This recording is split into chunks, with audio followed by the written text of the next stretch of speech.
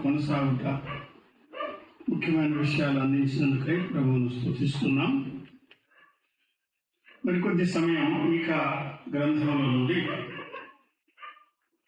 మీకా గ్రంథం 765వ పేజీలో 3వ అధ్యాయం మొదటి 8 వచనాలు చదువుకున్నాం.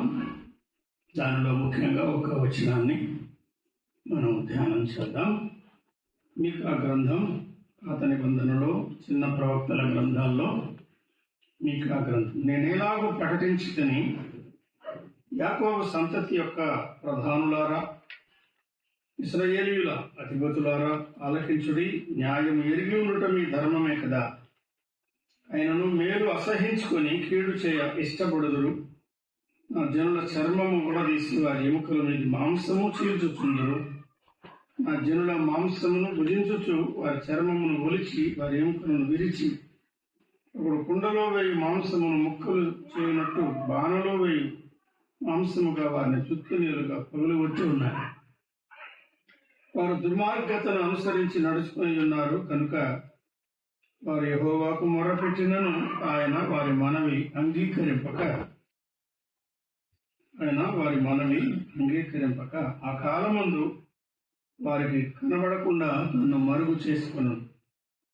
ఆహారము నమలుచు సమాధానము అని ప్రకటించువారు ఒకడు తమ నోట ఆహారం పెట్టని ఎడల అతని మీద యుద్ధము ప్రకటించువారున్నాయి. ఆ జనులను పొరపెట్టు ప్రవక్తలను గూర్చి యెహోవా సెలవిచ్చినదేమనగా, మీకు దర్శనము కలగకుండా రాత్రి కమ్మును, శోధ చెప్పకుండా మీకు చీకటి కలుగును. ఇట్టి ప్రవక్తలకు సూర్యుడు కనబడకుండా అస్తమించును, పగలు చీకటి పడును. అప్పుడు దీర్ఘదర్శులు సిగ్గునందుదురు, శోధగాండ్రు తెల్లబోదురు. దేవుడు తమకు ప్రత్యుత్తరం ఇవ్వకుండా చూచి నోరు మూసుకుందరు. నేనైతే యాకోబు సంతతి వారికి తమ దోషమును, ఇశ్రాయేలీయులకు తమ పాపమును కనుపరచుటకై యెహోవా ఆత్మావేశంతో బలముతోనూ తీర్పు తీర్చు శక్తితోనూ ధైర్యముతోనూ నింపబడిన వాడనై ఉన్నాను. చదవబడిన ఈ చిన్న వాక్య భాగాన్ని ప్రభు సన్నిధిలో వాక్యం కొరకు, ఆయన ముఖదర్శనం కొరకు ఆశ కలిగి వేచి ఉన్న సహోదరి సహోదరులందరికీ మరొక్కొక్కరికి దీవెనకరంగా ప్రభు చేయునుగాక. ప్రభునందున్న ప్రియమైన సహోదరి సహోదరులారా, 8వ శతాబ్దంలో ప్రభు అయిన యేసుక్రీస్తు శరీరధారిగా భూలోకానికి రావడానికి 700 సంవత్సరాల ముందుగానే ప్రవచించిన సమకాలిక ప్రవక్తలు, చిన్న ప్రవక్తల్లో ఒకడుగా మీకా, పెద్ద ప్రవక్తల్లో ఒకడుగా యెషయా సమకాలికులని, వారు విరోధంగా కాకుండా ఏక మనసుతో జత పనివారుగా పనిచేశారని ఉదయకాలం మనం జ్ఞాపకం చేసుకున్నాం. దానిలో మీకా భారము గల ప్రవక్తగా పనిచేస్తున్నాడు. ప్రభు పని సణుగుతో మునుగుతో చేసేది కాదు, భారముతో ప్రభు కొరకు మనం పనిచేయాలి. క్రీస్తు ప్రేమ మమ్మను బలవంతము చేయుచున్నది అని కొరింథీ 2వ పత్రిక 5లో పౌలు చెప్పినట్టుగా ఆయన ప్రేమ ఒత్తిడితో మనం పని చేయాలి. ఆయన ఆత్మతో మనం ఎలా పని చేయాలో ఈ 3 అధ్యాయాల్లో యాకోబు సంతతి వారి చెడుతనాన్ని చూపిస్తూ షోమ్రోను పట్ల, యెరూషలేము పట్ల 10 గోత్రాల రాజధాని, 2 గోత్రాల రాజధాని, 12 గోత్రాలను కలిపి ఆయన అందించిన వర్తమానాన్ని ఉదయం మనం పూర్తిగా జ్ఞాపకం చేసుకున్నాం. ఆయన ప్రకటించే వర్తమానం వాక్యానుసారమైనది. అందుకే యథార్థముగా ప్రవర్తించే వారికి నా మాటలు క్షేమ సాధనములు కావా అని ఆయన మాట్లాడుతున్నట్టుగా ఉదయం మనం ముగించాం. ఈ సాయంకాలం 3వ అధ్యాయం 8వ వచనాన్ని, మొదటి అధ్యాయం 8వ వచనాన్ని ఉదయం మనం గురిపెట్టి ఆలోచించాం. ఈ సాయంకాలం 8వ వచనం 3వ అధ్యాయంలో మనము గురిపెట్టి దాన్ని ధ్యానం చేద్దాం. నేనైతే అని ప్రారంభించాడు మీకా. అంటే అర్థం ఏమిటి అంటే, నేను మిగతా వారి వంటి వారిగా లేను. వారు వేరు, నేను వేరు. వారు కూడా ప్రవక్తలే, కానీ వారు సరి అయిన ప్రవక్తలు కాదు. ప్రభువు కోరుకున్న ప్రవక్తలు కాదు. సరి అయిన వర్తమానము ప్రకటించే ప్రవక్తలు కాదు. సరి అయిన వైఖరి లేని ప్రవక్తలు. ప్రధానులారా, అధిపతులారా అని ప్రారంభించారు. ఈ 3వ అధ్యాయంలో 11వ వచనం కూడా మనం చదువుకుందాం. ఆ వెలుగులో 8వ వచనం ధ్యానిస్తే అది మనకు సహాయకరంగా, క్షేమకరంగా ఉండగలదు. 11 చదవండి. ప్రధానులు వారు యోగ్యులుగా లేరు, లంచములు పుచ్చుకునేవారుగా ఉన్నారన్నాడు. తీర్పు తీర్చుదురు. వారి యాజకులు కూడా సరిగా లేరు, కూలికి బోధిస్తారు అన్నాడు. ఇంకా ప్రవక్తలు ద్రవ్యము కొరకు శోధ చెప్పుదురు. ఆయనను వారి యెహోవాను ఆధారము చేసుకొని, యెహోవా మన మధ్య ఉన్నాడు కదా, ఏ కీడు మనకు రాదు అని అనుకుందురు అని చెప్తున్నాడు. విన్నారా? ప్రవక్తలు కాని ప్రవక్తలు ఉన్నారు, యాజకులు కాని యాజకులు ఉన్నారు, పరిచారకులు కాని పరిచారకులు ఉన్నారు, సేవకులు కాని సేవకులు ఉన్నారు, అపోస్తలులు కాని అపోస్తలులు ఉన్నారు, పిలుపు లేనివారు, దర్శనం లేనివారు, వర్తమానం లేనివారు, భారము లేనివారు, జీవితము లేనివారు, మాదిరి లేనివారు అత నిబంధన కాలంలో చాలా దండిగా విస్తారంగా ఉన్నారు. ఇప్పుడు కూడా ఉన్నారు. సంఘం ప్రారంభమైన మొదటి శతాబ్దం నుండి ఇటువంటి నకిలీ ఉపదేశకులు మనకు కనబడుతున్నారు. వారు నమ్మకస్తులు కారు, నమూనా ప్రకారం ప్రభువును సేవించేవారు కాదు, కానీ వారెవరు నటించేవారు, నాణ్యత లేనివారు, నకిలీ బోధకులు. అపోస్తలులు కాకయే అపోస్తలులము అని చెప్పుకునేవారు ఉంటారు అని కూడా ప్రభువు చెప్పారు. క్రొత్త నిబంధనలో దానికి బలమైన ఆధారాలు ఉన్నాయి. అబద్ధ ప్రవక్తలను గురించి మీరు జాగ్రత్త పడండి అని ప్రభు చెప్పారు. కొరింథీ 2వ పత్రిక 11వ అధ్యాయానికి ఒకసారి రండి. 2వ పత్రిక, కొరింథీ 2వ పత్రిక 11వ అధ్యాయం 13-14 వచనాలు. అట్టివారు అన్నాడు, అందరూ కాదు, అట్టివారు. పేతురు, యోహాను వంటి వారు కాదు, తిమోతి, తీతు వంటి వారు కాదు, పౌలు, బర్నబా వంటి వారు కాదు, అట్టివారు అని చెప్తున్నాడు.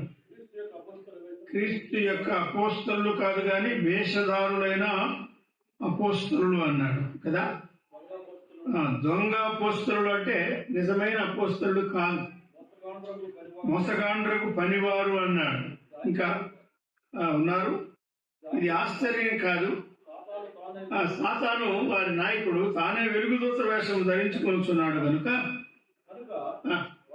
వారి పరిచారకులు, అంటే వీరెవరు? ప్రభు పరిచారకులు కాదు, అసలైన సేవకులు కాదు, అసలైన ఉపదేశకులు కాదు, అసలైన అపోస్తలులు కాదు, ఆత్మ సంబంధులు అసలే కాదు. వారు మోసగాండ్రైన పనివారు, దొంగ అపోస్తలులు, సాతాను పరిచారకులు. వారు నీతి పరిచారకుల వేషము ధరించుకొనుట గొప్ప సంగతి కాదు, వారి క్రియల చొప్పున వారికి అంతము కనుక ప్రభువు కోరుకునే వారు ఎలా ఉంటారు, ఎలా ఉండాలి చెప్తున్నాడు. మీకా యెషయాను ఆయన కోరుకున్నాడు, ఇర్మియాను ఆయన కోరుకున్నాడు, యేసయ్యను ఆయన కోరుకున్నాడు, వాడుకున్నాడు.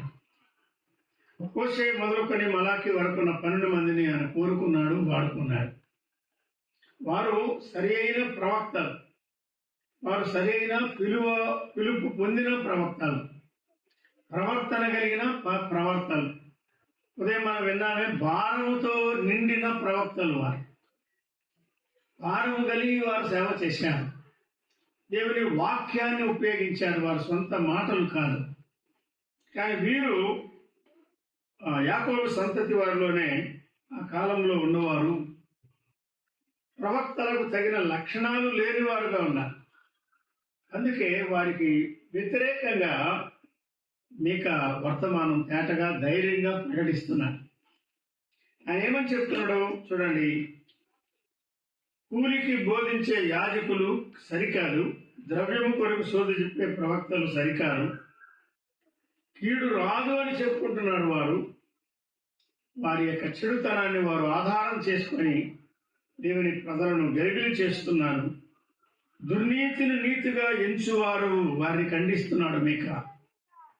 ఎక్కడ నీతి లేదో, ఎక్కడ న్యాయము లేదో, ఎక్కడ క్రమము లేదో వాటన్నిటినీ మీకా ఖండించి మాట్లాడుతున్నాడు.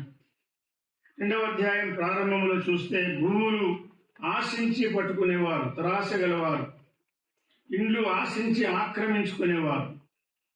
ఆశలు ఉన్నాయి, దురాశలు, ఆక్రమణలు ఉన్నాయి, అన్యాయం ఉన్నది, అపవిత్రత ఉన్నది. ఇటువంటి వారికి వేరుగా మీకా వర్తమానాన్ని అందిస్తున్నాడు. మోరస్తీయుడు లేక మోరే సద్గతుకు చెందిన సామాన్యుల కుటుంబంలో నుండి వచ్చిన మీకాను ప్రభు వాడుతున్నాడు. సంపన్న కుటుంబం, రాజవంశంలో నుండి వచ్చిన యెషయాను కూడా ఆయన వాడుకున్నాడు. ఇద్దరి ద్వారా ప్రభు ఇచ్చిన వర్తమానం ఒకటే. చెడుతనాన్ని వారు ఖండిస్తున్నారు, అపవిత్రతను వారు ఖండిస్తున్నారు. దేవుని పిల్లలు క్రమం కొరకు ఇంతవరకు విన్నట్టుగా జీవించాలి, నీతి న్యాయాలు జరిగించాలి అని వారు నొక్కి చెప్తున్నారు. విన్నారా? ఇర్మియా కాలంలో ఎటువంటి వారు ఉన్నారో ఒకసారి మనం జ్ఞాపకం చేసుకుందాం. చూడండి, దైవజనులు రాజరావు గారు వారున్న దినాల్లో ఈ విషయాలు అప్పుడప్పుడు చెప్పేవారు, నేర్పించేవారు. 23వ అధ్యాయానికి రండి. ఇర్మియా గ్రంథం 23వ అధ్యాయం 30 నుండి చదవండి. చదవండి. తమ జతవాని యొద్ద నుండి నా మాటను దొంగిలించు ప్రవక్తలకు నేను విరోధిని, ఇదే యెహోవా వాక్కు. అంటే వారికి మాట లేదు, వర్తమానం లేదు, సందేశం లేదు. కనుక ఏం చేస్తున్నారు అంటే, జతవారు చెప్పేటువంటి ఆ సందేశాలు వారు దొంగిలిస్తున్నారు అని చెప్పారు. ఒకరి ద్వారా ప్రభు వర్తమానం అందిస్తే, అది క్షేమకరంగా ఉంటే అది మనం తీసుకొని మళ్ళా మనం సొంతంగా ధ్యానం చేసి దాన్ని మనమున్న సంఘంలో కానీ, సభలో కానీ, కూడికలో కానీ అందిస్తే అది తప్పు కాదు. కానీ అసలు జీవిత కాలం అంతా మనం ప్రార్థన చేయకుండా, మనం బైబిల్ చదవకుండా, మనం స్టడీ చేయకుండా, మన వాక్యాన్ని పరిశీలించకుండా, ప్రభు ద్వారా వర్తమానం పొందకుండా, ఎవరో ఇచ్చిన వర్తమానం నేనే ఇస్తున్నాను అన్నట్టుగా మనం అందిస్తే కూడా అది మోసమే. వినేవారు వీరే అందిస్తున్నారు, వీరిదే అనుకోవచ్చు, పర్వాలేదు. కానీ ప్రభువు మన హృదయాలు పరీక్షిస్తాడు కనుక జతవాని యొక్క దొంగిలించి అది మనం ఎక్నాలెడ్జ్ చేయాలి. మనం చెప్పాలి, నేను ఫలానా వారి ద్వారా విన్నాను, లేక ఫలానా పత్రికలో చదివాను, ఫలానా పుస్తకంలో చదివాను, నాకు క్షేమకరంగా ఉంది, నేను ఫలానా మెసేజ్ ద్వారా విన్నాను, లేక ఏదన్నా ఇప్పుడు వాట్సాప్లో ఇంకా రకరకాలు ఉన్నాయి సదుపాయాలు, అది ప్రయోజనకరంగా ఉన్నది కనుక మరలా నేను ధ్యానించి ప్రభు దగ్గర కనిపెట్టి నేను మీకు అందిస్తున్నాను అని చెప్పవచ్చు, తప్పు కాదు. అయితే మీరు ఎటువంటి వారంటే 31లో చెప్పాడు చూడండి, స్వేచ్ఛగా నాలుకలను ఆడించుకుని వారు అన్నారు. స్వేచ్ఛగా నాలుకలు ఆడిస్తారు అంటే అర్థం ఏమిటి? వారి నాలుకలకు అదుపు లేదు, కంట్రోల్ లేదు వారి. కనుక ఇష్టానుసారంగా వారి నాలుకలను దుర్వినియోగం చేసేవారు అని చెప్తున్నారు. ఇంకా 32లో మాయా స్వప్నములు ప్రకటించేవారు అబద్ధముల చేత మాయా ప్రగల్భముల చేత నా ప్రజలను దారి తొలగించువారు అని చెప్పాడు. నేను వారిని పంపలేదు, నేను వారికి ఆజ్ఞ ఇవ్వలేదు, ఈ ప్రజలకు వారు ఏమాత్రం ప్రయోజనకారులు కారు. ఎంత తేటగా చెప్పాడు చూశారా. వర్తమానం లేకున్నా వర్తమానం అందించాలని ఆశతో ఉంటారు.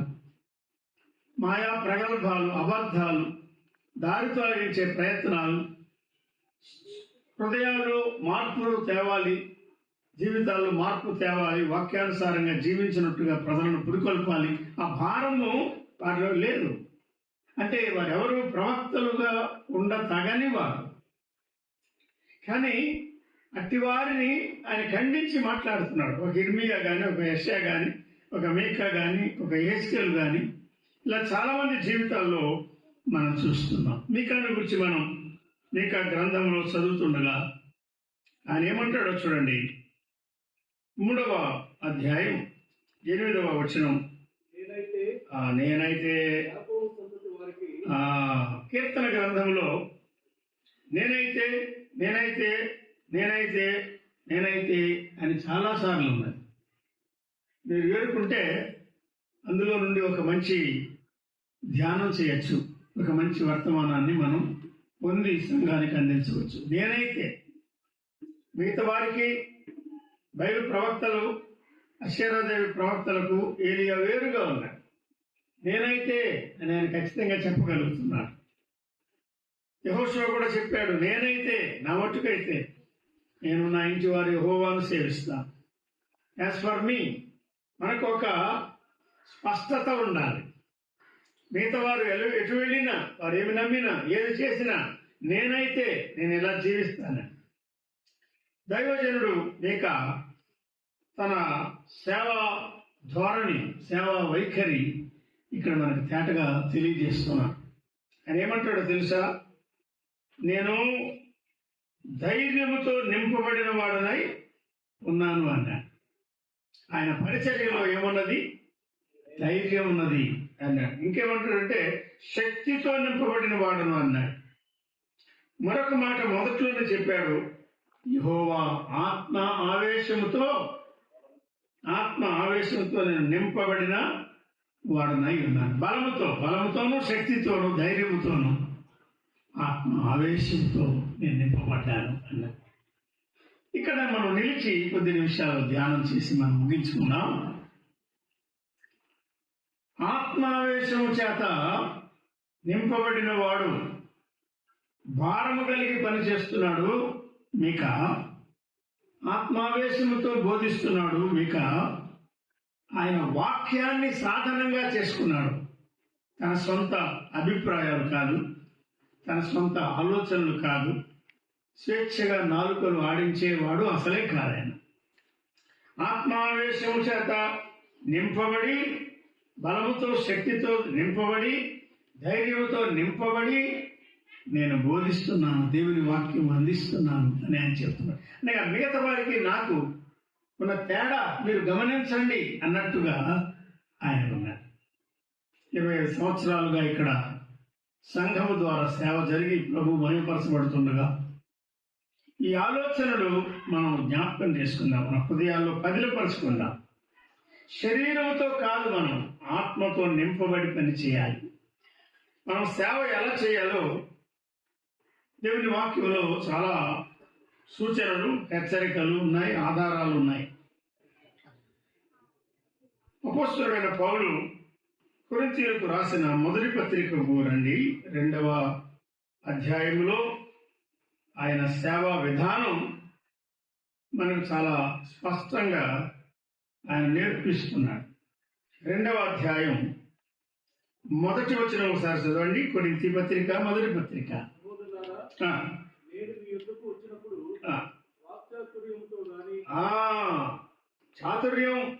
వాక్చాతుర్యం గలవారు, చమత్కారం గలవారు ఉన్నారు మన మధ్య. వాక్య పరిచర్యలో కావలసింది చమత్కారం కాదు, వాక్చాతుర్యం కాదు, జ్ఞానాతిశయం కూడా కాదు. దేవుని మర్మమును మీకు ప్రకటించాను అన్నాడు.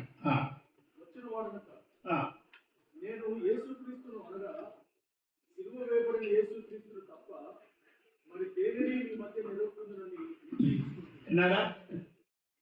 పాల్ అంటే అపొస్తలుడైన పౌలు, పాలు కూడా అలాగే సేవ చేయాలని సాగుతున్నాడు, మనం గమనిస్తూ ఉన్నాం. యాజ్ ఫర్ మీ, నీకు అన్నాడే, నేనైతే మిగతా వారి వల్లే నేను కాదు అని చెప్తున్నాడు పౌలు. జ్ఞానాతిశయం లేదు నేను అందించిన సువార్తలో, నేను చేసిన వాక్య పరిచర్యలో, నా వర్తమానాల్లో, నా వైఖరిలో జ్ఞానాతిశయం లేదు, చమత్కారం లేదు. తర్వాత 3వ వచనంలో ఏమంటాడంటే, బలహీనతతోనూ భయముతోనూ ఎంతో వణకుతోనూ నేను మీ మధ్య ఉన్నాను అంటాడు. ఆయనలో గర్వం లేదు, హెచ్చు మనసు లేదు, నేను చెప్పగలను అని సెల్ఫ్ కాన్ఫిడెన్స్ లేదు, ఓవర్ కాన్ఫిడెన్స్ అసలే లేదు. కానీ ఏం చేస్తున్నాడంటే, మా విశ్వాసము మనుషుల జ్ఞానమును ఆధారము చేసి కొనక, అవునా? 5వ వచనం కలిపింది కదా, దేవుని శక్తిని ఆధారము చేసుకున్నది అని చెప్తున్నాడు. కాబట్టి మన పరిచర్యలో దేవుని శక్తి ఉన్నదా మనం అర్థం చేసుకోవాలి. దేవుని శక్తి ఉంటే కొట్టి మాటల వల్ల మేలు రాదు, కానీ దేవుని శక్తితో అందించే మాటల వల్ల చాలా మేలు ఉన్నది. ఇంకొక మాట కూడా ఆయన చెప్తున్నాడు ఏమంటే, తీయని మాటలు, జ్ఞానయుక్తమైన తీయని మాటలు మేము ఉపయోగించలేదు, పరిశుద్ధాత్మను కనుపరచు దృష్టాంతములు, దేవుని శక్తిని కనుపరచు దృష్టాంతములనే మేము వినియోగించుచున్నాము అని ఆయన చెప్తున్నాడు. ఆత్మ సంబంధమైన సంగతులను 13వ వచనం చదవండి, 2:13. మనుష్య జ్ఞానము నేర్పు మాటలతో కాక ఆత్మ సంబంధమైన సంగతులను ఆత్మ సంబంధమైన సంగతులతో సరిచూచుచు, చూడండి, ఆ మాటలు కూడా ఏ మాటలట? ఆత్మ నేర్పు మాటలతో వీటిని గూర్చి మేము బోధించుచున్నాము. ఎంత చక్కని మాదిరి! విన్నారా? చమత్కారం లేదు, మనుషుల జ్ఞానము లేదు, తీయని మాటలు లేవు, వాక్ చాతుర్యము లేదు, వ్యర్థమైన దృష్టాంతాలు లేవు. దృష్టాంతాలు సహాయకరమే, కానీ దేవుని శక్తిని కనపరిచే మాటలు, పరిశుద్ధాత్మ శక్తితో వారు దేవుని వాక్యము ప్రకటించారని అక్కడ మనం గమనిస్తున్నాం. ఆత్మ ఆత్మ ఆత్మ ఆత్మ అని పెద్ద అక్షరాలతో రాశాడే కొరింథీ 1వ పత్రిక 2వ అధ్యాయం. యేసుక్రీస్తు ప్రభుత్వం అది మనం గురిగా పెట్టుకుని మాట్లాడాలని 1వ అధ్యాయంలో నేర్పిస్తున్నాడు. దేవుని ఆత్మ ద్వారా మనం పరిచర్య చేయాలి, సేవ చేయాలి. సాక్ష్యం ఇచ్చినా, సేవ చేసినా, సందేశం అందించినా అది దేవుని ఆత్మ ద్వారా అందించాలి అనే సత్యం మంచిది. అదే మీకా గ్రంథం 3వ అధ్యాయంలో కూడా మనం గమనిస్తాం. మీకా ఏమన్నాడు? నేను ఆత్మ ఆవేశముతో నింపబడిన వాడు, బలముతోనూ దేవుని శక్తితోనూ నింపబడిన వాడు, ధైర్యంతో నింపబడ్డాను అని ఆయన చెప్తున్నాడు. తిమోతికి పౌలు పత్రిక రాస్తూ 2వ పత్రిక చూడండి, తిమోతి 2వ పత్రిక 1వ అధ్యాయం. అక్కడ ఆయన మనకు ఎటువంటి ఆత్మను ఇచ్చాడో 7వ వచనంలో చెప్పాడు. 8వ వచనంలో నీవు సిగ్గుపడవద్దు అని, పిరిగితనం గల ఆత్మ నేను ఇవ్వలేదు అని దానికి కనెక్ట్ చేశారని మాట్లాడుతున్నాడు కదా. చదవండి. దేవుడు మనకు ఎటువంటి ఆత్మనిచ్చాడు? శక్తియు, ప్రేమయు, ఇంద్రియ నిగ్రహమును గల ఆత్మ భావమునే ఇచ్చాడు, కానీ పిరిగితనం గల ఆత్మను ఇయ్యలేదు. కనుక నీవు సిగ్గుపడవద్దు అన్నాడు. స్వార్థ విషయమై సిగ్గుపడవద్దు. ఆయన ఖైదీ నేను నా విషయమై సిగ్గుపడవద్దు. సంఖ్యలను గురించి సిగ్గుపడవద్దు. సిగ్గుపడక, పిరికితనము లేక, ధైర్యము కలవాడవై, మొమాటము లేని వాడవై ఆత్మతో నువ్వు పరిచర్య చేయి అని వెళ్ళిపోతూ చివరిగా ఈ మాటలు ఆయన రాస్తున్నాడు. ఎందుకంటే తిమోతికి అన్నీ ఉన్నాయి, కానీ కొంచెం సిగ్గుపడేవాడు, కొంచెం పిరికితనం కలిగిన వాడు. కనుక తిమోతి అంటారు, పిరికితనము గల తిమోతి అని. ఆ పిరికితనము గల ఆత్మను ప్రభు మనకి ఇవ్వలేదయ్యా. ధైర్యం గల ఆత్మనిచ్చాడు, శక్తి గల ఆత్మనిచ్చాడు. సిగ్గుపడద్దు. నేను సిగ్గుపడలేదు, నెంబర్ 1. పునెతిమోరు సిగ్గుపడలేదు, నెంబర్ 2. నీవు కూడా సిగ్గుపడద్దు, నెంబర్ 3. తిమోతిని ఉద్దేశించి ఆయన మాట్లాడు. ఎన్నిసార్లు మనకు వరమున్నా, వాక్యం ఉన్నా, చెప్పవలసిన సందేశం ఉన్నా సిగ్గుపడడం ద్వారా చెప్పలేకపోతున్నాం. మీకా ఏమంటాడు? నేను వారి వల్లే కాదు, నేనైతే ధైర్యముతో నింపబడిన వాడనై ఉన్నాను. దేవుని ఆత్మ ఆవేశముతో నేను పనిచేస్తున్నాను. ప్రభువైన యేసుక్రీస్తు 3.5 సంవత్సరాలే భూలోకములో సాక్ష్యం ఇచ్చాడు, సేవ చేశాడు. 30 ఏళ్ల వయసులో తండ్రి వల్ల అభిషేకించబడి సేవ ప్రారంభించాడు. ప్రధాన నదిలో బాప్తిసం పొంది ఒడ్డుకు వచ్చినప్పటి నుండి ఆయన బోధింప మొదలు పెట్టినప్పుడు 30 ఏళ్ళు అన్నారు. యోసేపు పరువైపు నిలిచినప్పుడు 30 ఏళ్ల వాడు. దావీదు కూడా 30 ఏళ్ల వయసులో రాజ్య పరిపాలన ప్రారంభించాడు. 40 ఏళ్ళు ఆయన పరిపాలించాడు. 70 సంవత్సరాల వయసులో ఆయన నిద్రించాడు, పితరులతో కూడా చేర్చబడ్డాడు. అప్పటికే మంచి ముదిమిలో అని రాశారు. 70 ఏళ్ళు అంటే మంచి ముదిమిలో ఆయన పితరులతో నిద్రించాడు, చేర్చబడ్డాడు. ధైర్యం కలిగి ప్రభు కొరకు వారు పనిచేశారు 30 ఏళ్ళు మొదలుకొని. కాబట్టి ప్రభు మనకిచ్చే అవకాశాలు మనం ఉపయోగించాలి. చమత్కారం కాదు, కల్పనా కథలు కాదు, జ్ఞానయుక్తమైన తీయని మాటలు కాదు, ఆత్మ ఆవేశంతో నిండి మనం పనిచేయాలి. యేసు ప్రభు సేవా విధానం చూస్తే ఆత్మ బలముతో ఆయన సేవ చేస్తున్నాడని లూకా రాస్తున్నాడు. ఆత్మ పూర్ణుడై, ఆత్మ బలముతో, ఆత్మ చేత నడిపించబడి, ఆయన దేవుని కుమారుడే, ఆయనను దేవుని ఆత్మ చేత నడిపింపబడి ఆత్మ పూర్ణతలో సువార్తను అందించాడు. చాలా ప్రదేశాలకు ఆయన వెళ్ళి, కాలినడకను వెళ్ళి ఆయన సేవ చేశాడు. అప్పుడప్పుడు ధోని సాధారణంగా వాడుకున్నాడు, ఎక్కువగా కాలినడకను వెళ్ళి ఆయన సేవ చేశాడు. మీకా ఇచ్చే వర్తమానం చూడండి. అన్యాయాన్ని ఖండిస్తున్నాడు, అక్రమాన్ని ఖండిస్తున్నాడు, దురాశలను ఖండిస్తున్నాడు, అపవిత్రతను ఖండిస్తున్నాడు, అధిపతులతో మాట్లాడుతున్నాడు. ప్రవక్తలు కానీ యాజకులు కానీ క్రమము లేకుండా జీవించి పరిచర్య చేయాలని చూచే ప్రతి వారిని ఆయన ఖండిస్తున్నాడు. ప్రభు ఏది అంగీకరిస్తాడో, ఆయన దృష్టిలో ఏది యుక్తమైన సేవ, ఆయన చాలా స్పష్టంగా వారితో మాట్లాడుతున్నాడు. కనుక ధైర్యం కలిగి మనం పనిచేయాలి. ప్రభు ఆ ధైర్యం మనకు అనుగ్రహిస్తున్నాడు. శక్తితో కూడిన సేవ మనం చేయాలి. లూకా సువార్త 1వ అధ్యాయములో ఒక మాదిరి చెప్పాడు, మనం జ్ఞాపకం చేసుకుందాం. లూకా సువార్త 1వ అధ్యాయం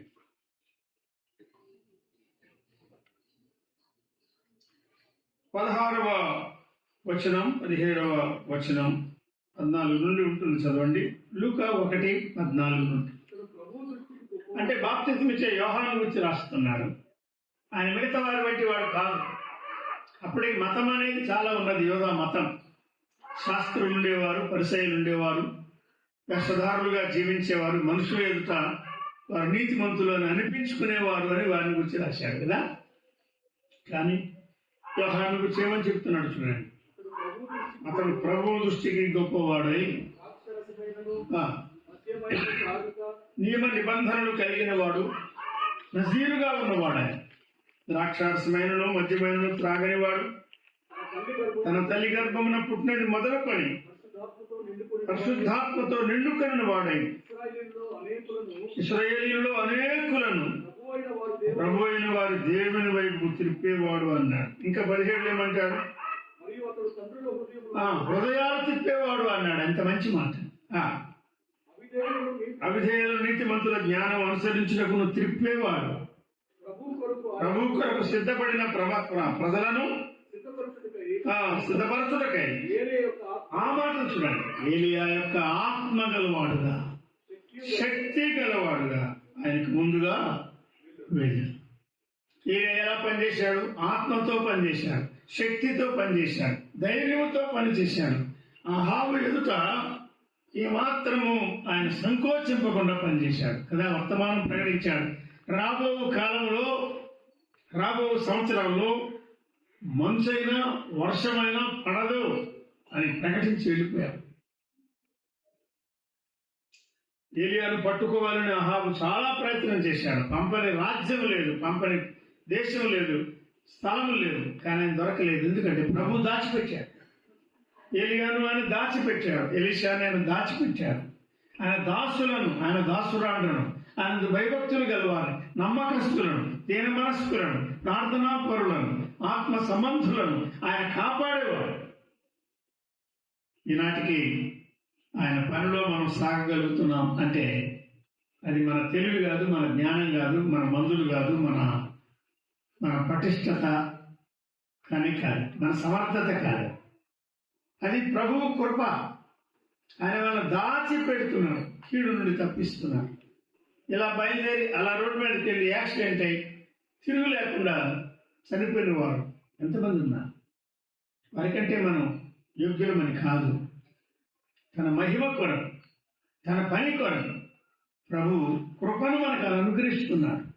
ఆయన మనల్ని కాపాడుతున్నాడు, తన రెక్కల క్రింద మనం భద్రపరుస్తున్నాడు, కీడు నుండి తప్పిస్తున్నాడు, ప్రాణాపాయాల నుండి తప్పిస్తున్నాడు. ఎన్నో విషయాల్లో ఏలియా దేవుని ఆత్మతో నింపబడి పనిచేశాడు.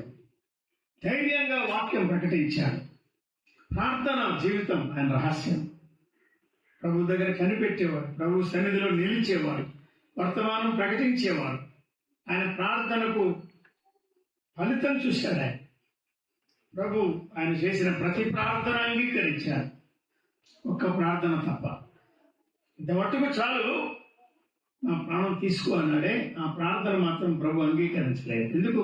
అది ప్రభు చిత్తానుసారమైంది కాదు. ఎలీషాను తయారు చేయాలి, ఆయన చేయవలసిన సేవ ఇంకా చాలా మిగిలి ఉన్నది.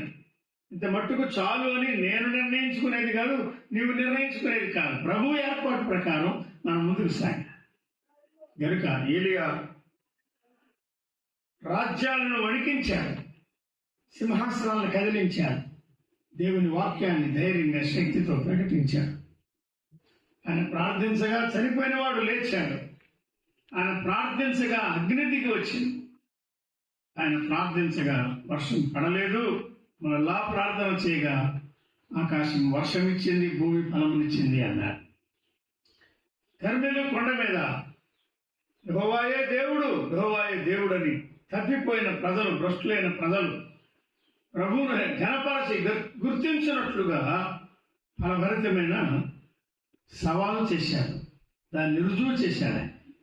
ఏలియా యొక్క ఆత్మ కలిగి, ఏలియా వలె శక్తి కలిగి హృదయాలను ప్రభు తట్టు తిప్పినవాడు బాప్తిస్మిచ్చే యోహాను. ఒక ఏలియాలు కావాలి, ఒక బాప్తిస్మిచ్చే యోహాను వంటి వారు కావాలి, ఒక మీకా కావాలి, ఒక ఇర్మియా కావాలి, ఒక ఆమోసు కావాలి. ధైర్యముగా, శక్తితో, ఆత్మతో వర్తమానంగా ప్రకటించేవారు మనకు కావాలి. అది సాయంకాలం మనం గమనిస్తున్నాం. ప్రవక్తలు కానివారు మోసగాళ్ళు ఉన్నారు, వేషధారులు ఉన్నారు, కూలికి బోధించేవారు ఉన్నారు, మాయా ప్రగల్భముల చేత నిండిన వారు ఉన్నారు. అట్టి పద్ధతి మనకొద్దు, అటువంటిది మాదిరి కానే కాదు. దేవుని ఆత్మ ఆవేశముతో, దేవుని వాక్యముతో నింపబడి, 2లో వాక్యమే క్షేమ సాధనంగా చెప్పాడు, 3వ అధ్యాయంలో సేవా విధానం చెప్తున్నాడు. ఆ సరికాని వారికి భిన్నంగా లేక ఎలాగున ప్రభువును సేవిస్తున్నాడో మనం గమనిస్తున్నాం. కాబట్టి ఆ దినాల్లో ప్రభువుకు వ్యతిరేకముగా నీతికి బదులు దుర్నీతిని ప్రేమించేవారు, నరహత్యతో సీయోను కట్టేవారు, దుష్టత్వము జరిగించేవారు, వారందరికీ కీడు ఉన్నది అని ఆయన చెప్పాడు. చేను దున్నబడునట్లు మిమ్మును బట్టి సీయోను దున్నబడును. మీకా గ్రంథం 3వ అధ్యాయం 12వ వచనం. చేను దున్నబడినట్లు మీరు దున్నబడుదురు, యెరూషలేము రాళ్ల కుప్పలగును. మందిర పర్వతం యెరూషలేం పర్వతం, అది అరణ్యంలోని ఉన్నత స్థలముల వలె అగును అని చెప్పారు. ఇదంతా ఎందుకు జరుగుతున్నది అంటే వారు తప్పిపోయిన ప్రజలుగా ఉన్నారు. ఎవరు తప్పారు? షోమ్రోను 10 గోత్రాలు వారు, యెరూషలేము 2 గోత్రాలు వారు. కనుక ఈయన ఎందుకు ఏర్పాటు చేయబడ్డాడు? 3వ అధ్యాయం 8వ వచనం చూడండి. నేనైతే యాకోబు సంతతి వారికి తమ పాపములను, తమ దోషమును కనుపరచుటకై, ఇశ్రాయేలుకు తమ పాపములు కనుపరచుటకై నేను నియమించబడ్డాను, నింపబడ్డాను అంటున్నాడు ఆయన. Appointed by the lord and filled with his spirit.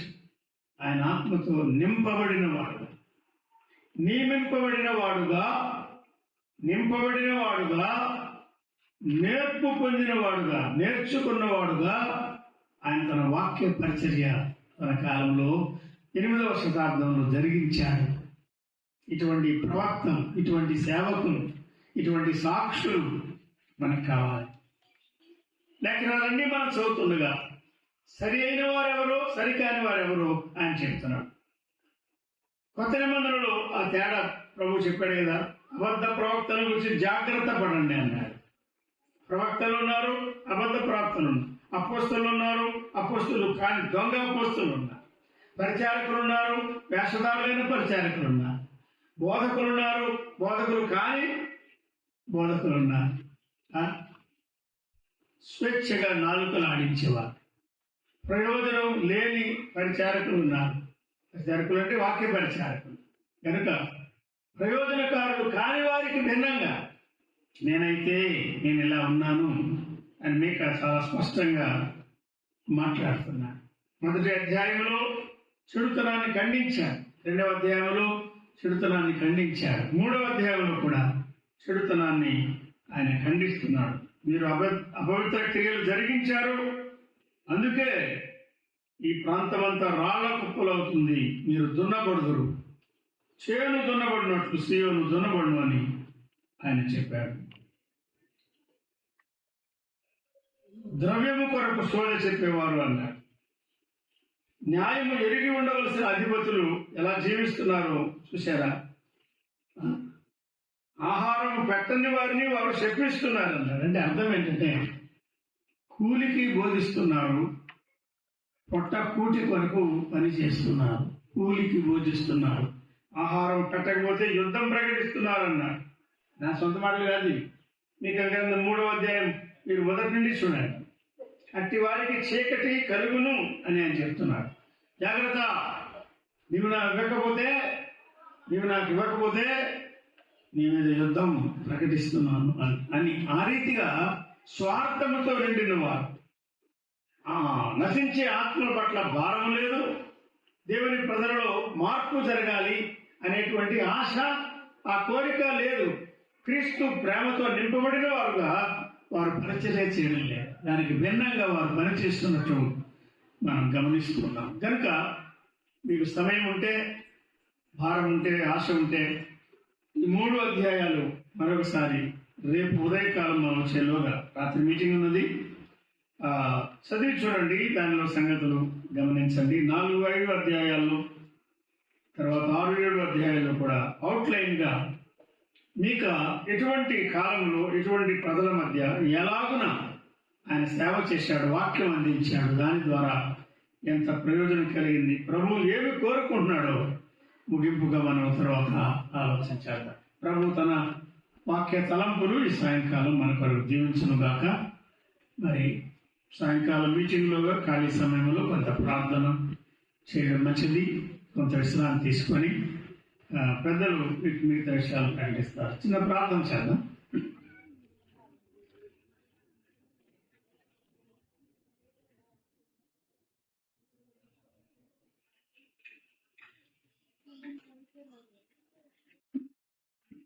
సత్యస్వరూపుడు అయిన మా ప్రియ ప్రభువా, మహిమగల దేవ, ఒంగోలులో, నాందేపాలెంలో చాలా సంవత్సరాలుగా ప్రసాదం గారి ద్వారా మీరు జరిగిస్తూ వచ్చిన సేవను బట్టి, సంఘాన్ని బట్టి, విస్తరింపు చేసిన పనిని బట్టి మీకు స్తోత్రములు చెల్లిస్తున్నాం. అలాగే కందుకూరులోను, ఇక్కడ ఎర్జరలోను, ఇంకా కొన్ని స్థలాలు వారి పిల్లలను, సంఘాన్ని మీరు వాడుకుంటున్నారు. 25 సంవత్సరాలు మీరు కాపాడిన సంగతిని తలపోయిచి మీకు స్తుతులు చెల్లిస్తున్నాం. నమ్మకస్తులు కావాలని, నీతి న్యాయములు కలిగి జీవించేవారు మీ వాక్య పరిచర్య చేయాలని మీరు కోరుకుంటున్నారు. సహవాసంలో, సంఘాలలో అటు వారిని లేపండి, ఉన్నవారిని బలపరచండి. నేనైతే ఆత్మావేశంతో నింపబడి ఉన్నాను, శక్తితో బలముతో నింపబడి ఉన్నాను, ధైర్యముతో నింపబడి ఉన్నానని మీకు ఇచ్చిన సాక్ష్యం ఈ సాయంకాలం మేము ధ్యానించాం. మాలో ఎక్కువ మందికి ప్రయోజనకరంగా చేయమని మా ప్రభువైన క్రీస్తు యేసు నామమున స్తుతించి వేడుకొనుచున్నాం తండ్రి.